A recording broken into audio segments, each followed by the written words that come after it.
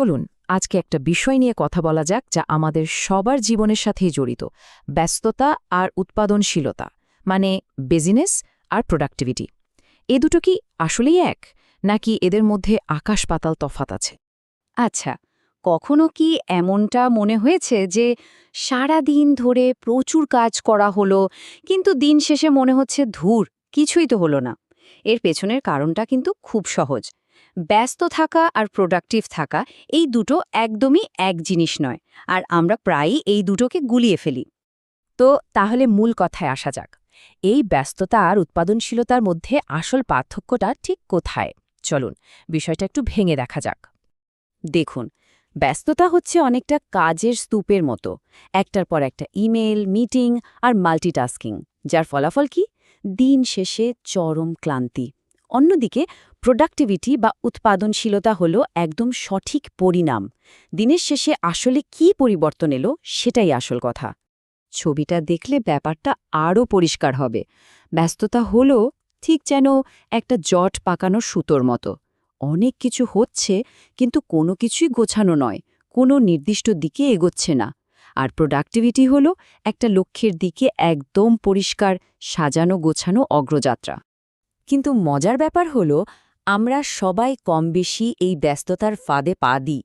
প্রশ্ন হলো, কেন? এর পেছনে কিন্তু বেশ কিছু মনস্তাত্ত্বিক কারণ আছে।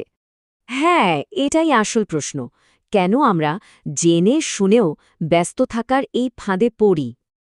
এই ফাঁদটাকে তুলনা করা যায়, জানেন তো, হ্যামস্টারের চাকা, ঠিক সেরকম। অমসম দৌড়ঝাঁপ, প্রচুর শক্তি খরচ হচ্ছে, কিন্তু দিন শেষে এক পাও এগোনো হচ্ছে না। একই জায়গায় শুধু ঘুরপাক খাওয়া। কেন আমরা এই চাকায় ঘুরতেই থাকে? প্রথমত, একটা ভুল ধারণা কাজ করে। ব্যস্ত থাকলে মনে হয় যেন অনেক উন্নতি হচ্ছে, আর সত্যি বলতে এটা আমাদের ইগোকেও একটা স্যাটিসফ্যাকশন দেয়। নিজেকে খুব গুরুত্বপূর্ণ আর পরিশ্রমী মনে হয়। কিন্তু আসল সত্যিটা হলো, নড়াচড়া আর অগ্রগতি কিন্তু এক জিনিস না। এই পয়েন্টটা বুঝতে পারাটা খুবই জরুরি। নড়াচড়া মানেই কিন্তু অগ্রগতি নয়। এটাই হয়তো আজকের আলোচনার সবচেয়ে গুরুত্বপূর্ণ শিক্ষা। ব্যাপারটা অনেকটা ফিজিক্সের সূত্রের মতো। যখন আমাদের এনার্জি বা শক্তিটা চারদিকে ছড়িয়ে ছিটিয়ে থাকে, তার ফাইনাল রেজাল্ট কি হয়? 0, মোট দূরত্ব 0। এই ছবিটা দেখুন, শক্তি যখন একসাথে অনেকগুলো দিকে যায় তখন কি হয়? একটা শক্তি আরেকটাকে নষ্ট করে দেয়। ফলে দিনের শেষে কোনো আসল অগ্রগতি হয় না। আমরা ঠিক যেখানে ছিলাম সেখানেই থেকে যাই। কিন্তু এর উল্টোটাও তো সত্যি, তাই না? যখন শক্তিটা শুধু একটা নির্দিষ্ট দিকে ফোকাস করা হয়, তখন কিন্তু সর্বোচ্চ রেজাল্ট পাওয়া যায়, সর্বোচ্চ অগ্রগতি হয়। এই ছবিটার দিকে তাকালে বোঝা যায়, যখন সব শক্তি একটা নির্দিষ্ট পরিষ্কার দিকে যায়, তখনই কিন্তু আসল খেলাটা হয়। এটাই প্রোডাক্টিভিটি।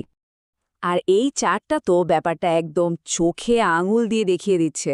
10 ঘন্টা ধরে এদিক ওদিক মন দিয়ে কাজ করার চেয়ে মাত্র 1 ঘন্টা গভীর মনোযোগ দিয়ে কাজ করা অনেক অনেক বেশি কাজের। কোয়ালিটি এখানে কোয়ান্টিটিকে হারিয়ে দেয়। তাহলে এখন প্রশ্ন হলো, এই যে বিশৃঙ্খলা, এই যে ব্যস্ততার চক্র, এখান থেকে বের হয়ে পরিষ্কার একটা পথে কিভাবে আসা যায়? এই টেবিলটা দেখুন, একটা ব্যস্ত দিন আর একটা প্রোডাক্টিভ দিনের পার্থক্যটা কি সুন্দরভাবে দেখানো হয়েছে। ব্যস্ত দিনে আমরা মাপি কতগুলো কাজ করলাম, আর দিন শেষে শরীর আর মন দুটোই ক্লান্ত। আর প্রোডাক্টিভ দিনে আমরা দেখি কি অর্জন করলাম, আর তাতে একটা অদ্ভুত শান্তি মেলে। মানসিক অবস্থাও থাকে একদম পরিষ্কার, ঝরঝরে। আমরা প্রায় দিন শেষে নিজেদেরকে একটা প্রশ্ন করি, তাই না? আচ্ছা, আজকে কি খুব ব্যস্ত ছিলাম? কিন্তু হয়তো এই প্রশ্নটাই ভুল। এখানেই আমাদের চিন্তার ধরনটা একটু বদলাতে হবে। কতটা খাটলাম তার চেয়েও জরুরি হলো কি পেলাম। তাই এখন থেকে নিজেকে বরং এই প্রশ্নটা করা উচিত, আমি কি আজ এমন কিছু তৈরি করেছি যা সত্যিই গুরুত্বপূর্ণ? চলুন তাহলে একদম শেষে এসে প্রকৃত উৎপাদনশীলতার মানেটা কি সেটা আরেকবার ঝালিয়ে নেওয়া যাক। একটা কথা কিন্তু সবসময় সত্যি, বিশৃঙ্খলার বিরুদ্ধে স্বচ্ছতারই জয় হয়। দিনটা কতটা কাজে ভর্তি ছিল সেই হিসাবটা এবার বন্ধ করা দরকার। আসল চ্যালেঞ্জ হলো ওই জট পাকানো অবস্থা থেকে বেরিয়ে একটা সোজা পরিষ্কার পথে আসা। তাহলে শেষ কথা এটাই, প্রোডাক্টিভিটি মানে কিন্তু আরও বেশি কাজ করা নয়। প্রোডাক্টিভিটি মানে হলো সেই কাজগুলো করা যা আসলেই অর্থবহ।